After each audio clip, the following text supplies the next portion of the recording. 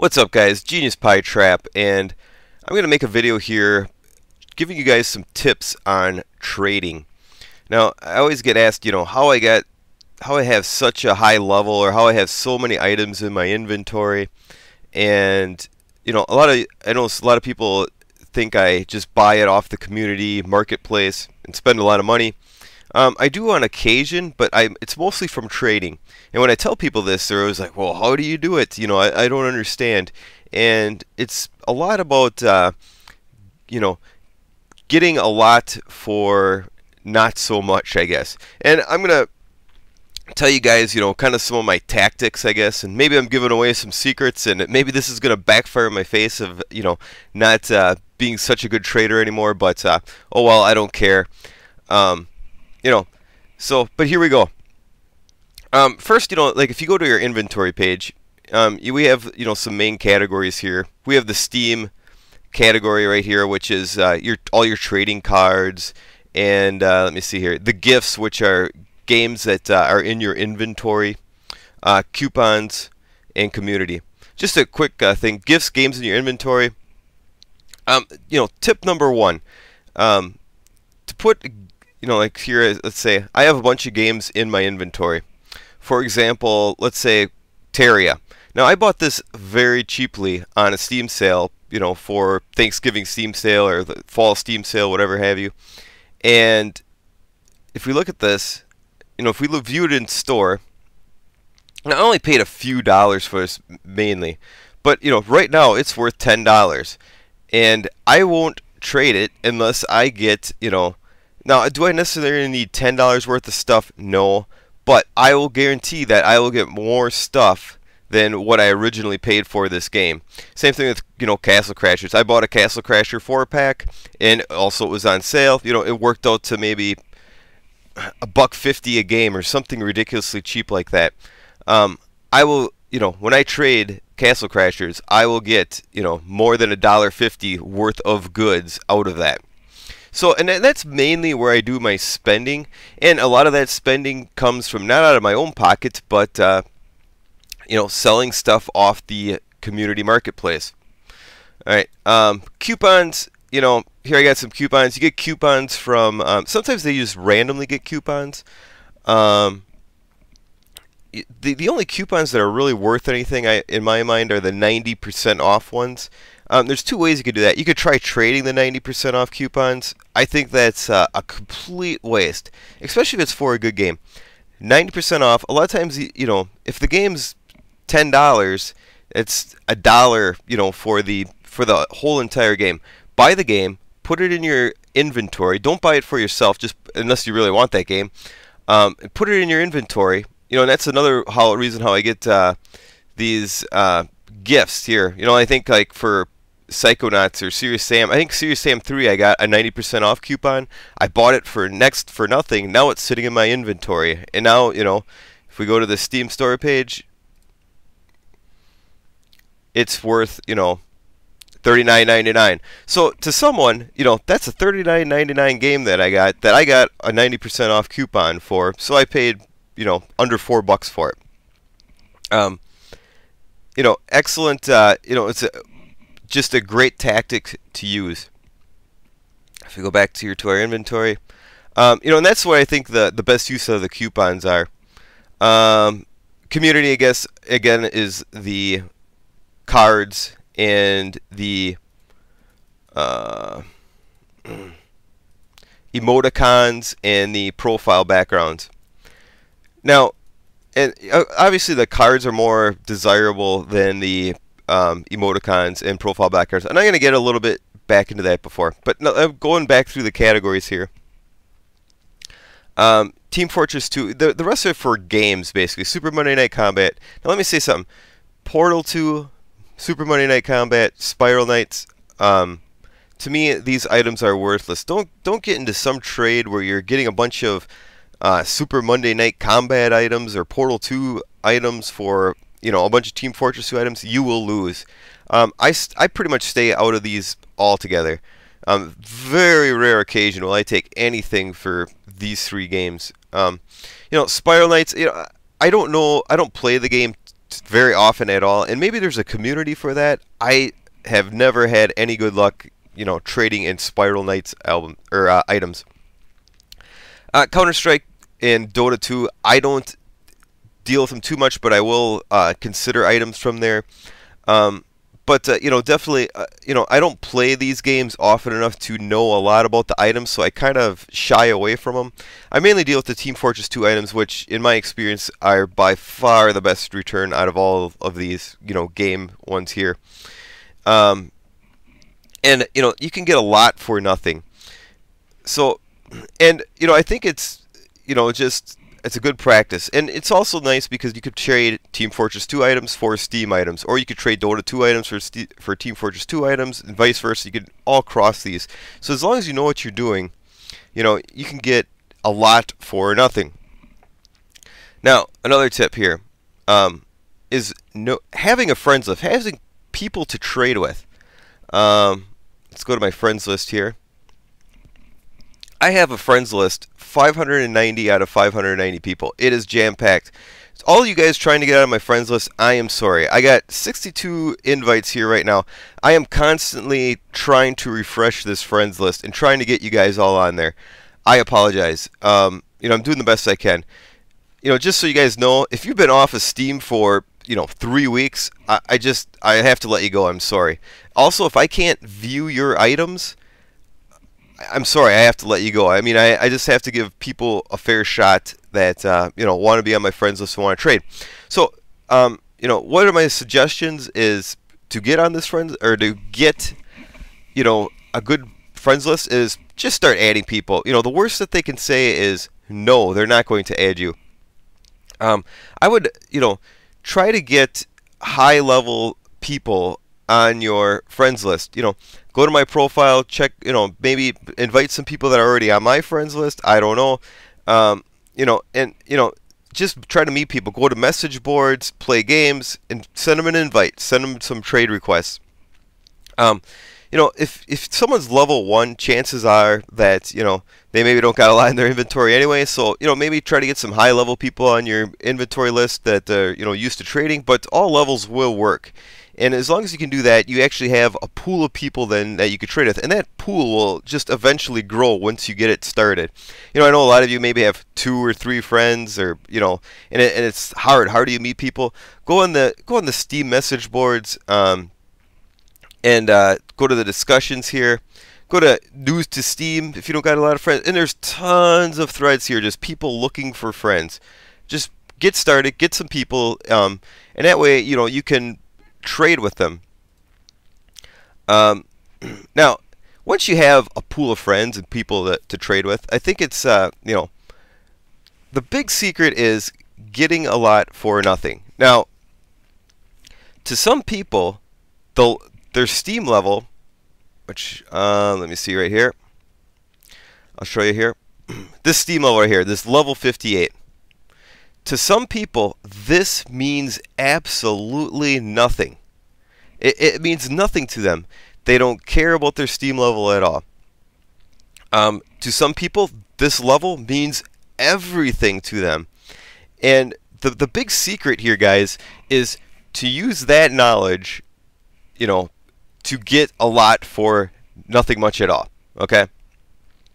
So, one thing you can do here, is, let's, I'm just going to pick a random person here. Mr. Wolf, you're the lucky winner here. If I go send message, okay, if I click down here, okay, I can just, well, first of all, I can look at this guy's inventory. I'm just going to use him as an example. Okay. If I click on this drop down area here, oh, I'm sorry. If I go send a message, sorry, I'm a little lost here. It's morning, haven't had my coffee. Okay, I skip down here, and I go add a nickname. This is what I like to do. Now, if I know, for example, Mr. Wolf, and I don't know, sorry, Mr. Wolf, if I completely got this wrong. If I know Mr. Wolf is really into Team Fortress 2 items and doesn't give a crap about his level, I will put that in. TF2 items. Or maybe it's just the opposite. Maybe this guy is really into leveling up, doesn't give a crap about Team Fortress 2 items. I do the exact opposite. Cards. Now, and the reason I do this is I know from Mr. Wolf that if he's got Team Fortress 2 items in his inventory, and say he's really into leveling up, if he has Team Fortress 2 items in his inventory, I can get a lot of those Team Fortress 2 items for cards, which mean more to him. So, you know, for example here,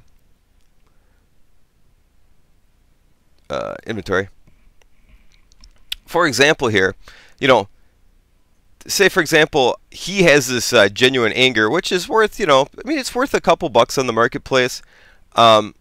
If he's really into Team Fortress 2 and doesn't give a crap about leveling up, doesn't give a crap about cards, I can get a ton of cards and, you know, Steam items for this genuine anger. Way more, well, that's worth way more than, you know, what the genuine anger, what a one-to-one basis is.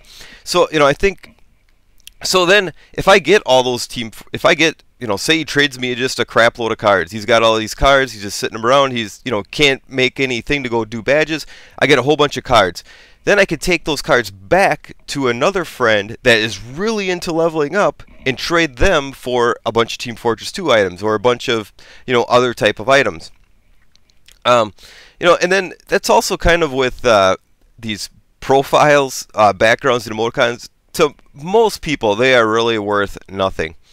But there is few people that, you know, they've been trying to collect cards, they haven't had good luck, they can't level up, they can't badge, and also what they want is a shiny, you know, a nice profile background on their thing, and, you know, it's worth a lot to them, so you can get a lot for them, you know. So, you know, and the trick is to find those people. Now, and that's another point too, is you have to be patient, you know. If you know that you know, you want X amount for this card, you know, don't get yourself in a bad deal. You know, just try to at least be a fair deal, and, you know, get a lot for nothing. Also, some other tips here. If we go to badges here, now, for some people, they just really, what do I got here? Oh, here I got okay. Here's another badge. Foil cards. I think foil cards are, you know, they're not very good for trading. They are not good for leveling up. I think the best absolute thing you can do with a foil card is sell it on the marketplace. You can kind of see what they, I mean, this card's really worth nothing much here. But, you know, and actually that's probably why I'm going to keep it. But, here, if we go on the marketplace, I'll keep it for now. But I got some cards here that, you know, foil cards, I pretty much just always sell them. You know, here the Mighty Foil, I'm trying to get 320 for it. Just be patient. Eventually they sell it. I just constantly put all my foil cards on here. I think the money is, you know, as you can see, here's my kind of my money count here. And now I'll use this to buy games to go in my inventory. I try to keep that all separate, you know, as the money I get from selling items, I put back here and try to invest it back into my trading. You know, but these foil cards, eventually they do sell, and I just think the best thing to do is get the money for them and reinvest it back into your inventory. Good things to invest back into your inventory, again, is, you know, use that nickname system I showed you. If you know some guy is looking for some certain weapon on Team Fortress 2, and all of a sudden you got the money, go buy that weapon, and as long as you know he's going to give you a lot of items for that, you know, that's a lot of times what I do. Also, is a lot of people are just so desperate to level up their account. They just want to level up their account. They want to create badges, you know. Let me see here, for example. So if I have a full set, like here I have Dungeon Hearts. It's a full set. Now I could craft this or do this myself, but if I trade this full set, 1, 2, 3, 4, 5 cards, these 5 cards together to a lot of people that they can just take in their inventory, click the craft button, and, you know, get the experience for, is worth way more than 5 individual cards. You know, if you have this set, I mean, it's worth good. You know, and so for example, like here, Mark of the Ninja, I have 4 of 9 cards. If I wanted to complete this set, you know, look at your friends list. You know, find some people here that you want to trade with. And, you know, here's all your cards. You just click this trade button and offer them a trade. And again, you know your friends list. Does that guy really into Team Fortress 2 items? Try trading him, you know, some Team Fortress 2 items for a bunch of his cards. You know, say Mr. Awesome here, he's got 4 Mark of the Ninja card, 5. He's got every card I want. Hit him up. I'll probably, you know, hit him up and say, I don't know if I'd have to look at his profile, but if he's into Team Fortress 2, I will offer him some Team Fortress 2 items for these Mark of the Ninja cards. And, you know, and that's another thing, offer trades. You know, I always get people that hit me up on the message here, and they'll, you know, do you want to trade? Is your such and such Team Fortress 2 item for trade? And I always tell them, yes, it's for trade. Send me an offer. And they'll hit the little pop-up thing, you know, sending a trade request. Not a trade request, an offer. Use the offer system. If I go to my friends here, let's just go to this guy here. And I view their inventory, which he's got 2 things, not much here. Looks like he's got a Portal 2 profile background. And I go offer a trade. Like so. Now, this is where I offer a trade. I can offer him, you know, a bunch of stuff. Obviously, I'm not going to offer him this, but like say I really wanted that Portal 2 background. I click here, confirm to make trade, and then make offer. I'm not going to do it because that would be a terrible trade, but, you know, send a bunch of these out. The worst that can happen, you know, and don't make it, don't try to get, you know, make the offer so outlandish that they're going to just ignore all of your trade requests. Make them reasonable, but make them so they work out good for you. And send the trade. You know, the worst that can happen is they decline your trade, or maybe they counter offer. And, you know, when people offer you guys trades, counter offer those trades. You know, try to get a little bit something. You know, obviously if they're sending you a trade, they really want those cards. Send them a counter offer. Try to just squeeze out a little bit more to, you know, get more items. You know, and I guess, you know, guys, I think that's it. I'm hoping those tips help you guys out a lot, and I hope that answers a lot of questions of how I personally do it. Again, this is probably going to backfire in my face because any of you guys that are on my friends list maybe are a little bit wise now to kind of what I do and how I kind of pit everybody against each other. But, you know, I think if you want to be a, you know, trader person, I guess, I don't know how to explain it, you know, that's maybe, you know, that's kind of the route you have to take, and you have to start somewhere. And I know a lot of you guys basically have little to nothing, and I know it's hard to get started and you don't want to invest any money into it. You know, it's Christmas time or whatever. Get a Steam gift card or something, and, you know, just invest. If that's what the route you want to do is get into trading, you know, you got to start somewhere. You have to have somewhat of an inventory.